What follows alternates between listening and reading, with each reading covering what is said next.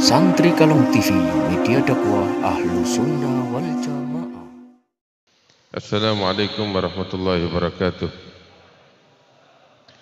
Alhamdulillah ala ma an'am wa ala ma takarram. Allahumma salli wa sallim wa barik wa karrim ala sayyidina Muhammadin al-habibil a'zam wa ala alihi wa sahbihi wa man ala salkihi intazam, amma ba'du. Alhamdulillah. Yang saya hormati para habaib, para kiai, para asatidzah, tokoh masyarakat, hadirin wal hadirat yang dimuliakan oleh Allah, bil khusus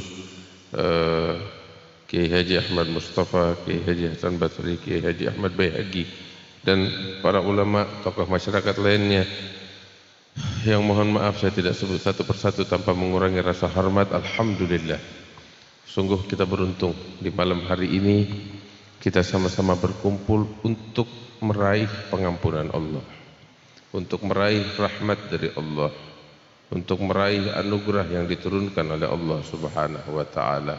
Dan ambil kabar, perkumpulan semacam ini adalah tanda bukti Allah menginginkan kebaikan besar untuk kita sekalian. Boleh jadi keinginan kita untuk mengadakan perkumpulan semacam ini dari sejak awal tertunda dan tertunda sampai sekarang, dan memang hati para pecinta demikian, selalu terikat dengan kekasihnya. Maka itu dari sejak udah berapa bulan yang lalu kita dari bulan Januari atau sebelumnya, dari bulan Januari kita udah niat bikin acara, nggak jadi, diundur, terus diundur lagi Februari sampai sekarang. Alhamdulillah, semua ada hikmahnya. Tetapi kita kalau nggak salah mundur sampai 2 kali 3 kali, iya. Dari Januari, dari Januari saya ingat, terus Februari diundur lagi, baru Maret. Masya Allah. Ambil kabar, tahu apa kabarnya? Kalau sekarang kan kita alhamdulillah terlaksana nih acara, tapi pahala kita punya pahala 3 kali.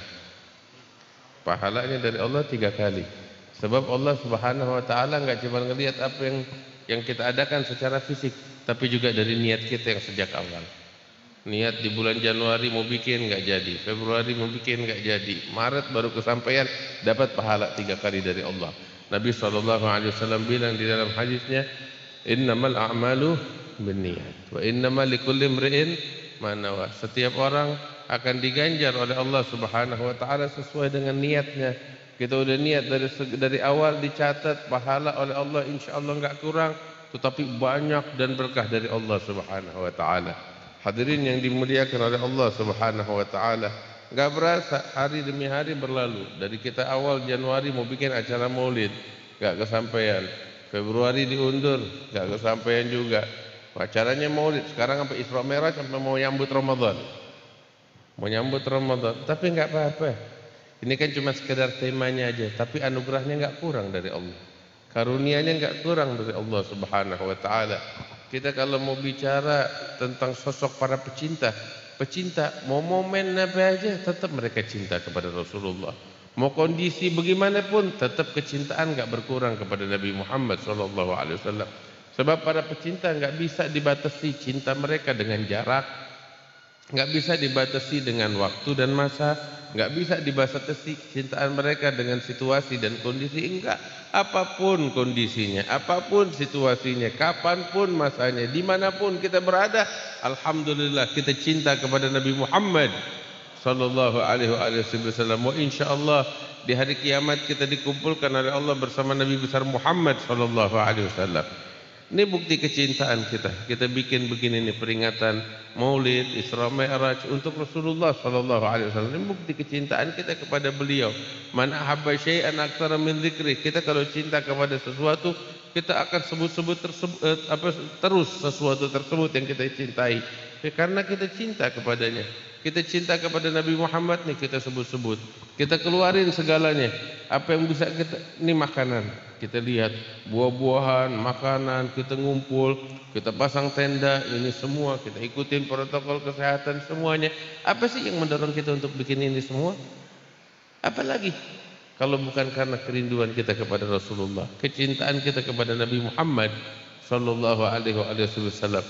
Itu Nabi SAW pernah ditanya sama beberapa sahabatnya, ya Rasulullah, inna rajula la yuhibbu rajula wa lam yalhaq bih fi amalih. Seseorang itu cinta kepada orang yang lain tapi enggak bisa menyamainya di dalam amal ibadahnya, ketaatannya. Maka Nabi SAW menyebutkan tentang orang-orang yang semacam ini, almar'u ma'aman ahab. Seseorang itu kelak di hari kiamat akan dikumpulkan bersama yang dia cintai. Ada satu orang dari sahabat Nabi SAW, Sayyidina Anas bin Malik cerita, pernah satu kali Nabi SAW di masjid lagi tengah-tengah khutbah Jumat. Tiba-tiba datang seorang Arab Badui dari gunung. Seorang Arab Badui dari gunung, dari kampung. Dia enggak kenal etika, enggak kenal apa, cuman dorongan cinta yang begitu besar di dalam hatinya kepada Rasulullah SAW. Nabi lagi tengah-tengah khutbah Jumat, ini hamba Allah masuk ke masjid ngelangkain orang-orang. Dia ngelangkain orang-orang, dia berdiri tepat di depannya Rasulullah SAW. Langsung dia potong khutbahnya Nabi. Coba bayangin, khutbahnya Nabi dipotong. Nih kalau saya lagi ceramah begini, tentu ada orang berdiri main potong khutbah, kan kagak enak dilihat. Nah ini Nabi SAW yang agung, lagi sedang khutbah Jumat, khutbahnya dipotong, diberhentiin. Ya.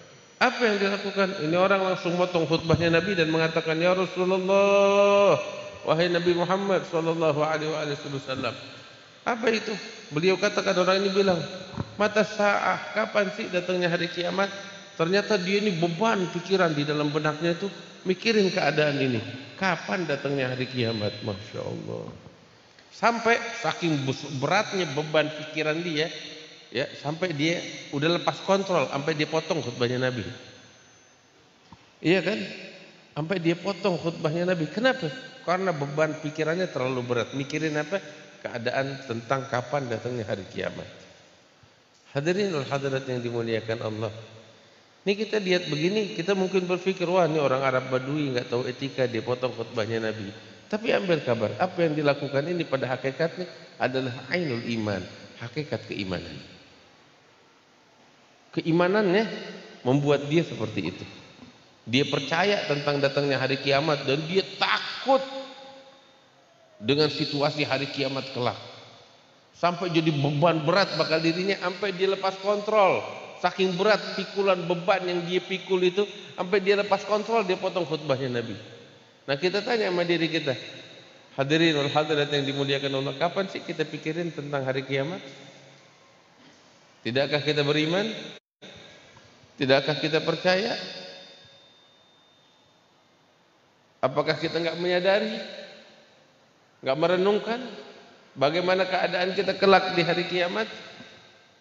Allah Ta'ala bilang, ala yadunnu ulaika annahum mab'udun li yaumin 'azim yauma yaqumun nas li rabbil alamin. Tidakkah mereka menyadari bahwa mereka kelak akan dibangkitkan oleh Allah di hari yang agung, hari di mana Allah mengumpulkan seluruh makhluknya dari yang awal yang hingga yang akhir untuk menghadap kepada Allah Tuhan alam semesta. Hadirin yang dimuliakan Allah, kita kapan terakhir kali kita merenung tentang kedatangan hari kiamat? Hari kiamat tahu apa?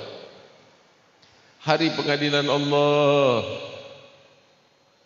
Setiap orang akan dituntut bertanggungjawab oleh Allah. La dzulmal yaum, enggak ada kezaliman di hari itu. Wa man ya'mal mithqala dzarratin khairan yarah wa man ya'mal mithqala dzarratin syarran yarah. Yang bikin setitik kebaikan dia bakal lihat. Dan yang melakukan setitik kejahatan, keburukan dia akan lihat ganjaran dan hukumannya dari Allah Subhanahu wa taala. Kapan kita merenung? Kapan kita berpikir tentang keadaan kita di hari kiamat? Sahabat ini merenungkan, memikirkan sampai dia enggak kuat, sampai lepas kontrol. Dia tanya kepada Rasulullah, ya Rasulullah, mata sa'ah, kapan datangnya hari kiamat? Maka saat itu Nabi SAW mengatakan kepada sahabat ini, wa madza a'adatta laha, apa yang kamu persiapkan untuk menyambut kedatangan hari kiamat? kita, tetapi kita khusyuk gak di dalam menjalankan kewajiban? Kita sholat 5 waktu di dalam sujud kita, fisik kita, kepala kita sujud kepada Allah, tapi pikiran kita kemana-mana. Pikiran kita sibuk dengan dunia, dengan berita, dengan televisi. Hadirin yang dimuliakan Allah, bagaimana keadaan kita di hari kiamat? Apa yang kita punya? Nabi nanya sama sahabat, "Wa madza a'adatta laha?" Apa yang kamu persiapkan untuk menyambut kedatangan hari kiamat?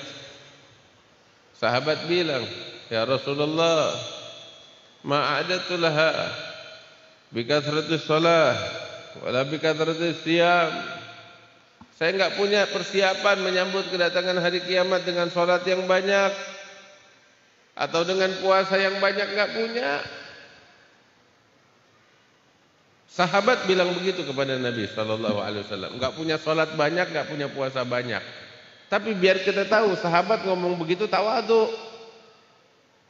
Kalau kita lihat dalam sejarah mereka, salatnya mereka banyak, puasanya mereka banyak, ibadahnya mereka banyak. Itu sahabat bilang, saya enggak punya salat yang banyak. Tahu enggak? Sayyidina Utsman bin Affan tahajudnya enggak banyak, 2 rakaat.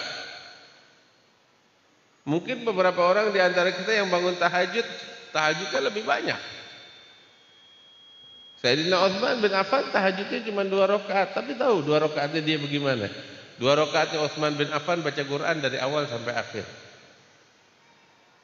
Baca Quran dari awal sampai akhir. Nah, kita apa yang kita punya? Allah. Apa yang kita punya dari ibadah? Tapi dia bilang, ini sahabat bilang, "Ya Rasulullah, maaf."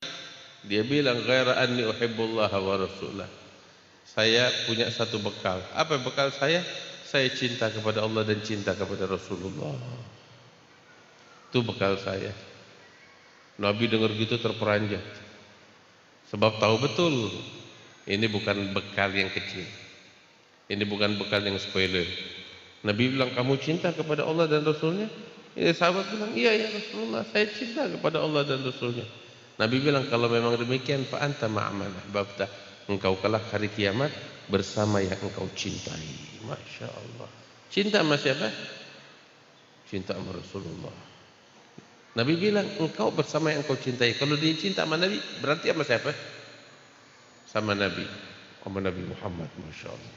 Nabi Muhammad memang tempatnya di mana? Nabi Muhammad tempatnya di mana? Nabi Muhammad tempatnya di sorga. Kita di mana? Kita enggak tahu kita di mana. Tapi kalau kita cinta sama Nabi Muhammad, tempat kita di sorga. Enggak cuma itu. Sorganya Nabi emang sama kayak sorganya orang-orang biasa? Enggak lah. Sorga tingkatannya banyak. Dan Nabi Muhammad tingkatannya yang paling tinggi. Orang biasa yang masuk sorga sama sorganya Nabi sama gak kira-kira? Beda lah. Para ulama sorganya sama sorganya Nabi sama apa beda? Beda. Para wali-wali sorganya sama sorganya Nabi sama apa beda? Beda. Para nabi-nabi sorganya sama Nabi? Enggak, mereka di bawahnya Nabi Muhammad. Nabi Muhammad surganya yang paling tinggi, yang paling agung, yang paling bagus, yang paling sempurna. Itu surganya Nabi Muhammad SAW. Kita surganya kita apa? Kalau masuk surga, iya, kita nggak tahu. Kalaupun kita masuk surga di emperan aja udah bagus. Tapi ambil kabar, para pecinta sejati, surganya mereka bersama Nabi Muhammad SAW. Di atas surganya para nabi, di atas surganya para utusan-utusan Allah, surga mereka bersama Nabi Muhammad SAW. Makanya Sayyidina Anas bin Malik beliau bilang, "Fa wallah ma farihna bi syai'in farahana bi qaulin nabi anta ma'aman ahbabta. Kami enggak pernah bergembira sebagaimana kegembiraan kami pada saat itu. Saat kapan? Saat Nabi bilang engkau bersama yang engkau cintai. Sebab kata Anas bin Malik, fa ana uhibbullaha wa rasulahu wa uhibbu Abu Bakar wa Umar wa arjullah an yahsyurani yaumal qiyamati ma'ahum. Beliau bilang, karena sesungguhnya aku cinta kepada Allah dan Rasulnya, dan aku cinta kepada Abu Bakar dan Umar, dan kelak di hari kiamat aku berharap kepada Allah agar membangkitkan dan mengumpulkan aku di sorga bersama mereka. Masya Allah. Kita di sini cinta sama Nabi apa enggak? Alhamdulillah ya Rabb. Allahumma fashhad, Allahumma fashhad, Allahumma fashhad. Kita insya Allah cinta sama Nabi, sekalipun amal perbuatan kita berantakan. Benar? Siapa di sini yang punya ibadah? Enggak ada. Tapi insya Allah kita cinta sama Nabi Muhammad sallallahu alaihi wasallam. Tetapi hadirin wal hadirat yang dimuliakan Allah, cinta aja enggak cukup sekedar ungkapan dengan mulut, saya cinta, enggak, tapi harus kita buktikan. Buktikannya dengan apa? Dengan menjalankan kewajiban kita kepada Allah, dengan mentaati perintah Allah dan menjauhi larangan Allah. Sebab cinta dibuktikan dengan peneladanan. Qul in kuntum tuhibbunallah fattabi'uni yuhibbukumullah. Katakan, apabila kamu cinta kepada Allah, maka ikutilah Nabi Muhammad sallallahu alaihi wasallam. Kita kalau cinta kepada Allah, buktinya kata Allah, engkau akan mengikuti dan meneladani baginda Nabi besar Muhammad sallallahu alaihi wasallam. Itu bukti cinta kita kepada Allah dan Rasulnya. Mudah-mudahan Allah jadikan kita sebagai pecinta sejati yang meneladani Rasulullah sallallahu alaihi wasallam. Jangan sampai cinta kita cuma sekedar pengakuan belaka. Sebab setiap pengakuan akan dituntut bukti. Ta'sil ilaha wa anta tudhiru hubbahu, hadha la'amri fil qiyasi badi'u, law kana hubbuka sadiqan la'ata'tahu, innal muhibba liman yuhibbu muti'u. Engkau mengaku cinta kepada Allah dan Rasulnya, kemudian engkau melanggar perintahnya, engkau tidak taati perintah Allah, ini adalah hal yang tidak masuk akal. Lau kana hubbuka sadiqan la'ata'tahu, kalau saja cintamu tulus kepada Allah, pasti engkau akan patuh kepada perintahnya. Sebab setiap pecinta itu bakal cari apa yang disukai oleh kekasihnya. Kita kalau cinta kepada Rasulullah, cari tahu apa yang disukai oleh Nabi Muhammad sallallahu alaihi wasallam. Nabi suka dari kita ketika kita bertakwa kepadanya,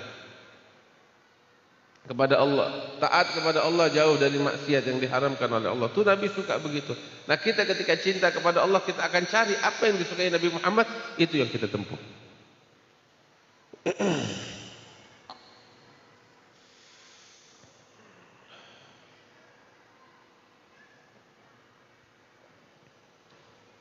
Itu yang akan kita tempuh.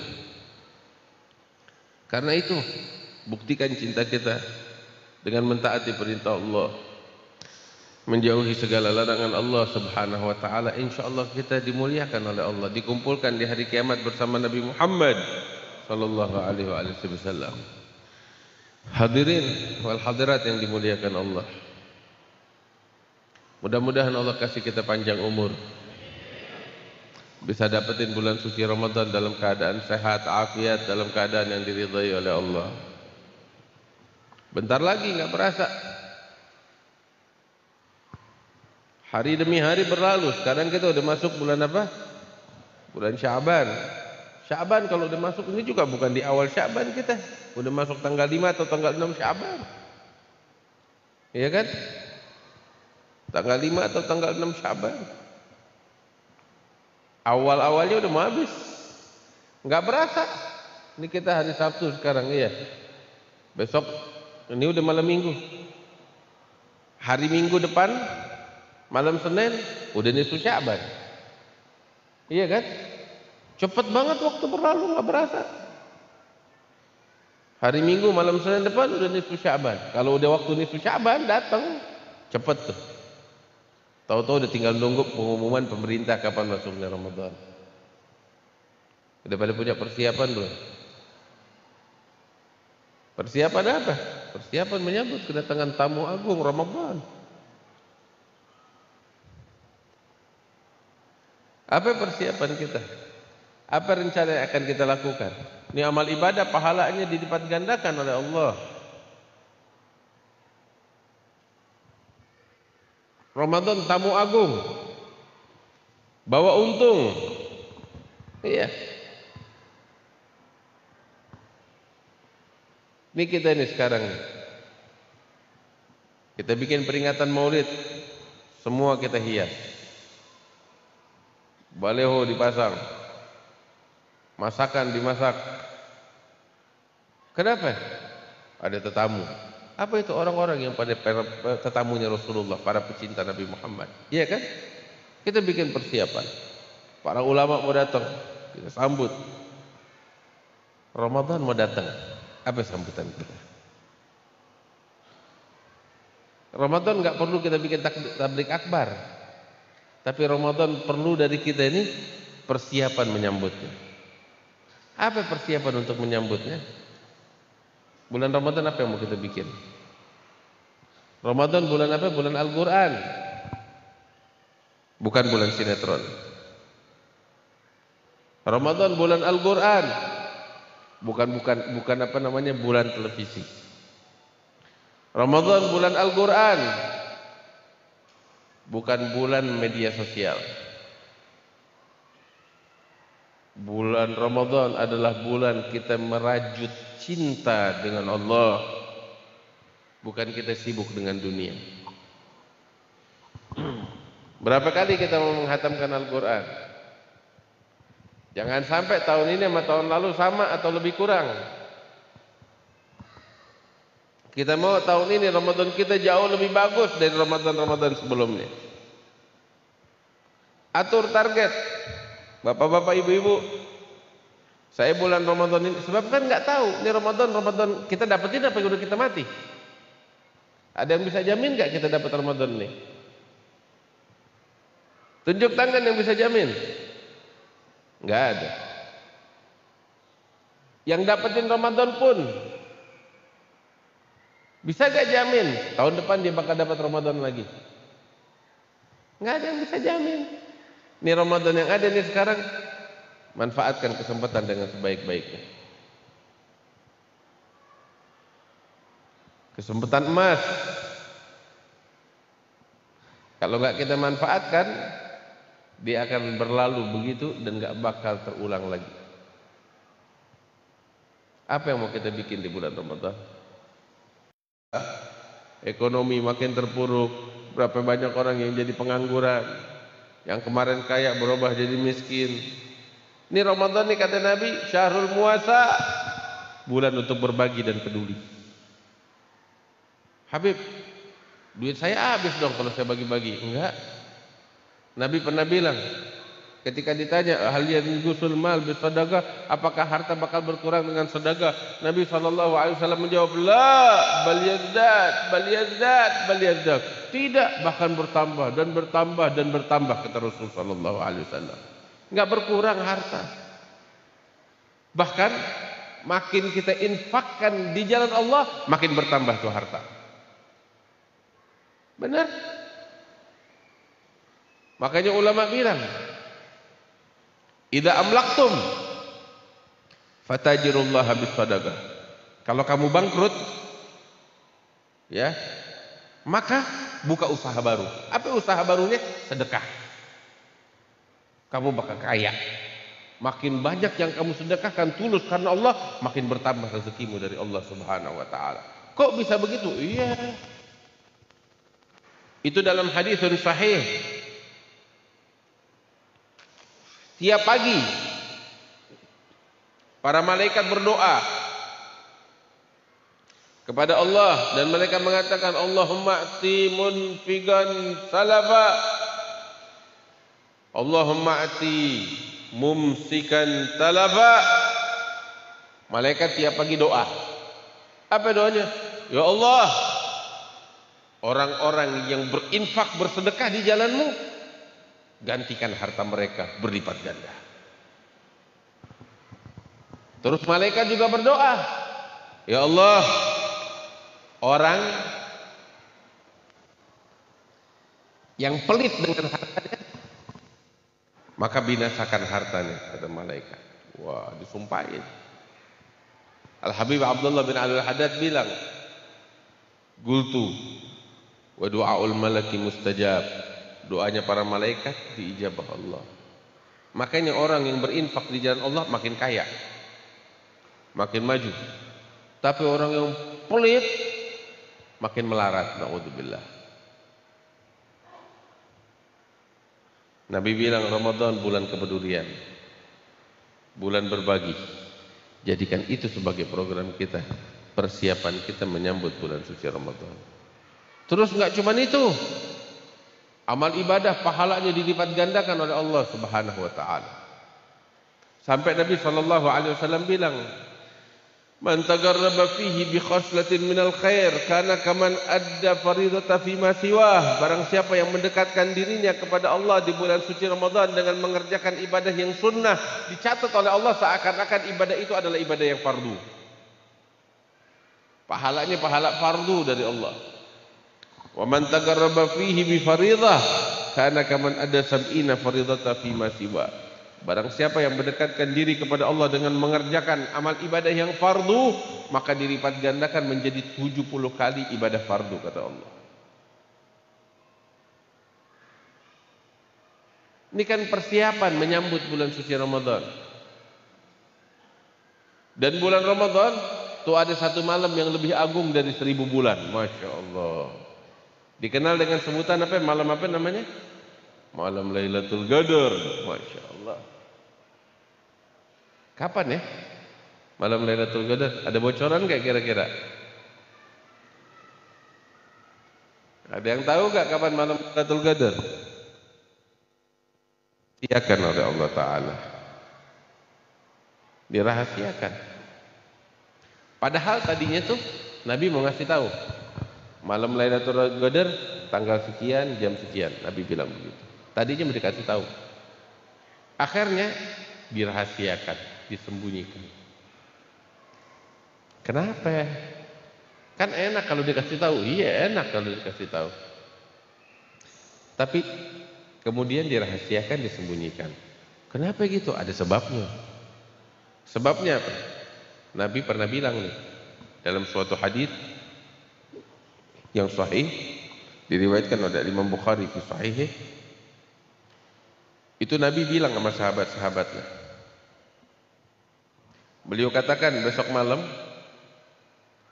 aku akan menceritakan kepada kalian tentang kapan tepatnya malam Lailatul Qadar. Nabi udah janji, esok malam aku akan beritahukan kepada kalian kapan datangnya malam Lailatul Qadar. Nabi udah janji kayak begitu. Tiba-tiba tuh kan Nabi janjinya besok mau dikabarin, besok malam. Sebelum menjelang malam, pagi harinya, ada 2 orang dari sahabat Nabi bertikai mulut. Apa namanya? Berantem mulut. Ini marah sama si ini, angkat suara, ya. Terus habis gitu mereka bai'an lagi. Ini Nabi bilang, ada 2 orang sahabat tuh bertikai mulut, ribut mulut.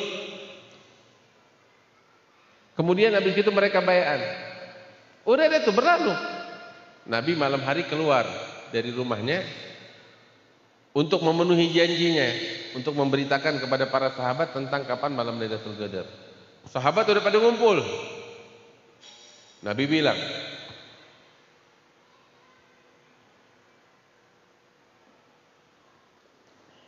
Wahai sahabat-sahabatku, kata Rasulullah, sebenarnya aku sekarang ini keluar dari rumah bertemu kalian, aku ingin memberitakan kepada kalian kapan malam Lailatul Qadar.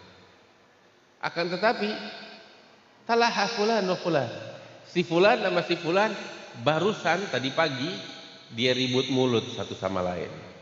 Walaupun udah baian, tapi ribut mulutnya ini jadi penyebab utama disembunyikan kapan berita malam Lailatul Qadar oleh Allah. Gara-gara dua orang yang ribut mulut, habis itu baian. Gara-gara dia ribut mulut, berita tentang malam Lailatul Qadar disembunyikan, dirahasiakan oleh Allah. Terus Nabi bilang, "Fala alla fi dzalika khair." Siapa tahu ada kebaikannya. Cuman di sini yang ingin saya petik tahu Bapak-bapak, Ibu-ibu. Dua orang yang saling beribut mulut kemudian baian, lihat dampaknya apa? Kebaikan besar diangkat oleh Allah.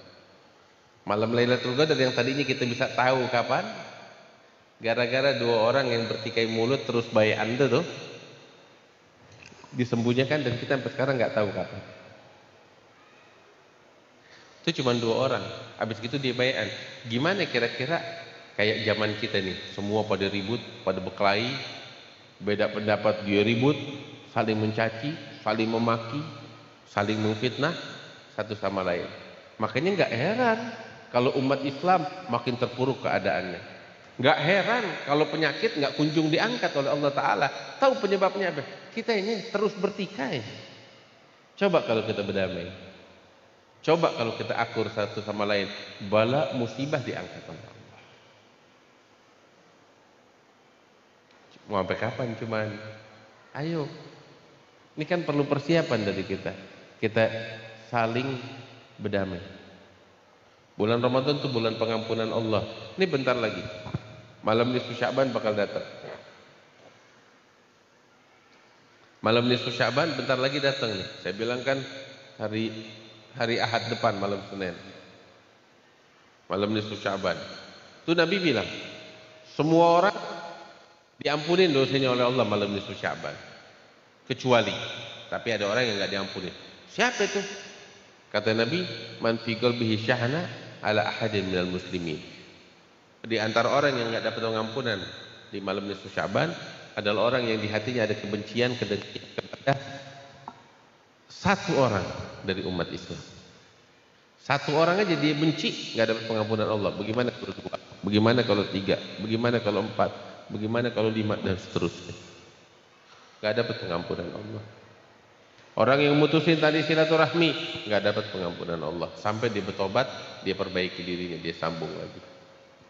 Nah kita sekarang ini, ayo, yuk teman-teman hadirin hadirat yang dimuliakan Allah. Dari peringatan Isra Mi'raj yang kita hadiri, yuk kita bertobat sama Allah. Yuk kita berdamai sama Allah. Yuk kita menjadi yang terbaik di sisi Allah. Introspeksi diri. Siapa di antara kita yang masih membenci siapapun dari kaum muslimin, yuk bai'an lagi. Saling maaf-maafan, saling memaafkan, saling mengampuni. Yang udah berlalu biarin berlalu deh. Kita buka lembaran baru. Beb, gimana saya mau minta maafnya, Beb? Kan dia yang salah, Beb. Iya. Biarin dia salah. Kita datang minta maaf. Kok gitu, Beb? Iya. Nabi SAW bilang, tahu apa? Laisal wasil bil mukafi, walakinnal wasil man idza quti'at rahimuhu wa salahu. Nabi bilang, penyambung tadi silaturahmi sejati bukan yang bikin baik sama orang baik. Itu mah gampang. Dan itu jual beli, kita sama orang baik emang mesti baik. Iya kan? Tapi yang hebat kata Rasul tuh, penyambung tadi silaturahmi yang sejati yang bagaimana? Man idza quti'at rahimuhu wa salaha. Yang apabila hubungannya diputus, dia mengalah untuk menyambung. Dia mengalah untuk menyambung. Tahu gak? Sedekah pahalanya gede kan? Tahu gak? Sedekah yang paling besar pahalanya itu sedekah yang bagaimana? Nabi bilang nih, afdhalus sadaqah Shadaqatun ala dirahimin kasyah. Sedekah yang paling besar pahalanya di sisi Allah adalah sedekah yang kita berikan kepada keluarga yang jahat sama kita. Keluarga yang jahat sama kita. Itu sedekah yang paling afdal. Kok begitu? Di situ keikhlasan dan ketulusan. Nah, tanya sama diri kita udah sampai di situ belum? Kita cuma bisa ngomong, enggak Beb, kita ngasih, enggak berharap terima kasih dari orang. Ntar dulu. Itu kan pengakuan. Kita coba, kita uji, kita lihat benar gak pengakuan kita. Saya bilang sama hadirin, punya duit 1 juta. Ada 2 orang. Satu baik banget sama kita, satu jahat banget sama kita. Itu duit 1 juta mau kita kasih yang mana? Yang baik. Berarti yang tadi bilang tuh, saya nggak berharap terima kasih Beb, mau kosong kayak begitu. Akhirnya bagi 2. Ini 500.000 tuh 500.000. Yang ini ngucapin terima kasih, makasih banyak, mudah-mudahan Allah gak balas dengan pahala, Allah kasih banyak, didoain. Yang satu tuh begitu kita kasih 500.000, dia melengos. Dia kasih muka yang gak enak ke kita. Terus habis gitu di luar kita dijelek-jelekin, difitnah. Ini diuji nih, marah gak kita digituin? Ada beberapa orang kuat, enggak marah, tapi hatinya ngedumel. Bulan depan dia dapat duit lagi 10 juta. Kira-kira tuh yang kemarin ngelengos dikasih lagi apa enggak? Kalau dia kasih lagi, ambil kabar, berarti dia tulus karena Allah. Beneran, nggak berharap terima kasih. Itu sedekah yang paling afdal. Tapi kalau dia cari yang lain, ya, dia kasih kepada yang lain, atau dia bedain, dikurangin, ambil kabar. Selama ini sedekahnya nggak ada yang diterima sama Allah Subhanahu Wa Taala. Sekalipun nama yang baik nggak diterima sama Allah. Kenapa? Karena dia nggak tulus, nggak ikhlas, nggak cari ridhonya Allah, cari terima kasihnya orang. Walaupun dia ngomong saya nggak berharap terima kasihnya orang, tapi kenyataannya Allah tahu isi hati. Makanya sedekah yang paling afdol tuh sedekah kepada keluarga yang jahat sama kita. Sebab di situ ketulusan yang murni kepada Allah. Ketulusan yang murni. Nah kita ini sekarang, ayo sambung tadi silaturahmi. Ngalah sama orang. Gak ada tuh sejarahnya orang yang mengalah dia kalah. Ada gak kira-kira? Karena dia menang dia mengalah. Karena dia menang dia mengalah. Beb dia yang jahat sama saya, Beb biarin. Gak ngurangin kita. Dia yang jahat, biar dia yang jahat, kita tetap untung. Sambung tadi silaturahmi dengan keluarga kita untuk menyambut kedatangan bulan suci Ramadan. Malam nisfu Sya'ban yang agung.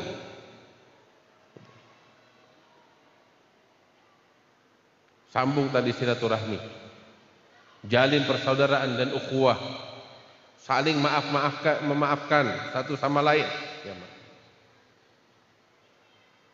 sehingga kita menjadi orang yang beruntung di dunia dan di akhirat. Hadirin wal hadirat yang dimuliakan oleh Allah Subhanahu Wa Taala, mungkin ini sedikit yang bisa saya sampaikan dari peringatan Isra wal Mi'raj. Ayo, ini kan Allah kasih kita panjang umur nih, udah masuk Sya'ban. Mudah-mudahan Allah panjangin umur kita, bisa dapetin nisfu Sya'ban, bisa dapetin bulan suci Ramadan, tapi persiapin diri kita. Jangan sampai kita jadi orang yang rugi, ya, tapi kita jadi orang-orang yang beruntung di dunia dan di akhirat. Alhamdulillah, ambil kabar gembira. Insya Allah pulang dari sini dosa-dosa kita diampuni oleh Allah. Pulang dari sini insya Allah harapan dan doa kita diijabah oleh Allah. Semua yang ikut andil di dalam peringatan acara Maulid dan Isra Mi'raj ini, insya Allah dicatat pahala besar oleh Allah Subhanahu Wa Taala. Punya tempat yang spesial di hatinya Rasulullah Sallallahu Alaihi Wasallam. Wa insya Allah kita semuanya ya Rabb dimasukkan oleh Allah ke dalam surga bersama Nabi Muhammad Sallallahu Alaihi Wasallam ya Rabbal Alamin. Besarkan harapan kita kepada Allah. Apa yang mau kita minta sama Allah, insya Allah doa-doa diijabah oleh Allah Subhanahu Wa Taala. Ya Rabbal Alamin. Terakhir saya ucapkan terima kasih kepada hadirin panitia yang menyambut dengan sambutan yang luar biasa ini. Insya Allah dicatat pahala oleh Allah. subhanahu wa ta'ala. Ya Rabbal Alamin, Allahumma ja'al jam'ana hadha jam'an marhuma, tafarrugana min ba'dihi tafarrugan ma'suma, ولا تجعل فينا ولا منا ولا معنا شقيا ولا محروما برحمتك يا أرحم الراحمين ويجيك يا أجود الأجودين وراحم المساكين ويا ذا القوة المتين ويا أرحم الراحمين. وصلى الله على سيدنا محمد النبي الأمي وعلى آله وصحبه وسلم والحمد لله رب العالمين. Lebih kurangnya mohon maaf. Assalamualaikum warahmatullahi wabarakatuh.